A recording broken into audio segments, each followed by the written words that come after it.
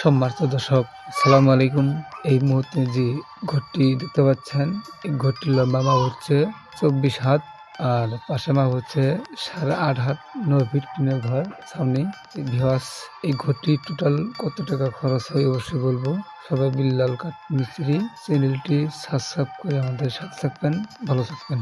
Viewers, এই ঘরটি tin লেগেছে টোটাল 8.5 বান থেকে 9 বান, আর কাঠ লেগেছে 33 থেকে 32 কেবি। ভিউয়ার্স, বুঝতে পারলাম এই ঘরটির কত টাকা খরচ হলো। টোটাল কাঠ মিস্ত্রি মজুরি সহ ঘরটি খরচ হয়েছে টোটাল 2 লক্ষ টাকা, পিরা ফ্লোর বাদে।